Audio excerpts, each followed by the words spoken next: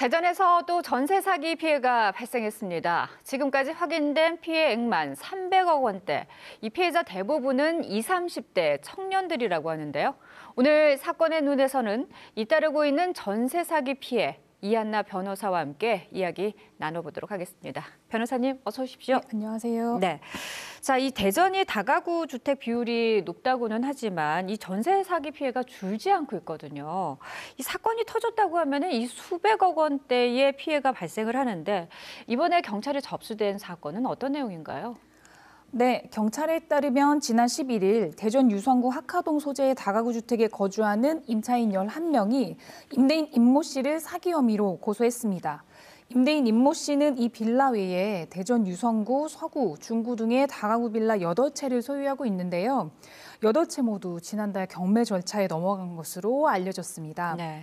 그 외에도 임 씨의 조카로 알려진 김모 씨가 보유한 다가구 빌라 10채 중 8채도 경매에 넘겨졌습니다. 또한 김 씨의 지인으로 보이는 또 다른 다가구 빌라에서도 피해자가 발생하면서 임대인들의 조직적인 전세 사기 가능성이 제기되고 있습니다. 이들 3명이 보유한 다가구 주택은 지금까지 확인된 것만으로 22채이고요. 피해자는 최소 200명, 그리고 피해 금액은 300억 원에 이를 것으로 보입니다. 네. 이번 사건 역시도 이 피해자 대부분이 청년, 사회 초년생들이라고 볼 수 있는데요. 그렇다면 이들을 위한 지원이 가능할까요? 네. 안타깝게 이제 이번 사건의 경우도 피해자들의 나이가 대부분 20, 30대 네. 사회 초년생인데요. 대학생이나 사회 초년생, 이제 신혼부부들의 경우 큰 액수의 돈을 마련하기가 어려워서 이 빌라에서 전세로 시작하는 경우가 많기 때문입니다. 네. 기존의 전세 사기 피해자들에 대한 구제 절차로 여러 가지 방안이 있었는데요. 전세 대환 대출, 그리고 연체 유예, 또 이제 세금 감면과 같은 방법들이 있었습니다. 네. 다만 이러한 대책들은 이제 현실성이 조금 떨어진다는 지적이 있었는데요. 그래서 최근에 대전시에서는 이제 전세 사기 피해 지원과 관련한 조례가 가결돼서 곧 시행이 될 예정입니다. 네. 이 조례 안에는 이제 피해자들에게 부동산, 법률, 금융, 또 주거 지원에 대한 전문 상담을 지원을 하고요. 현재 대전시가 이제 LH나 대전도시공사와 사용계약을 체결하고 보유하고 있는 네. 그 매입 임대주택이 있습니다. 이 임대주택의 여유분을 피해자들에게 긴급 지원주택으로 지원하는 내용이 담겨 있습니다. 피해자들에 대한 지원도 중요하지만 무엇보다도 이런 피해가 발생하지 않는 것이, 예방하는 것이 가장 중요할 텐데요. 변호사님께서도 이 전세 사기 피해자들 직접 많이 만나보신 걸로 알고 있습니다. 앞으로 이런 전세 사기 피해를 예방하려면은 구체적으로 우리가 좀 어떤 걸 챙겨야 될까요? 네. 실제 이틀에 한 번꼴로 상담 요청이 있을 정도로 전세 사기 사건이 너무 자주 그리고 크게 발생한다 생각이 드는데요.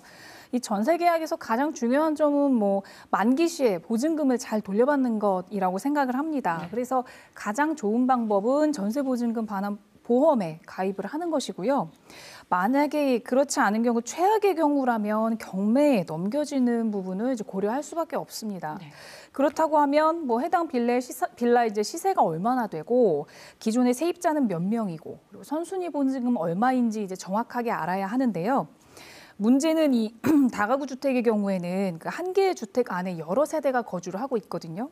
그러다 보니까 새로 임대차 계약을 체결하려는 세입자 입장에서는 이 빌라 안에 몇 명이 살고 있는지, 얼마나 보증금이 있는지 구체적인 사실관계에 대해서 알 방법이 없습니다. 네. 따라서 제일 중요한 것은 계약 체결하기 전에 충분한 자료의 요청, 그러니까 세입자가 몇 명이 있느냐, 그리고 선순위 보증금이 얼마나 되느냐에 대해서 정확히 파악을 해야 되고요. 네.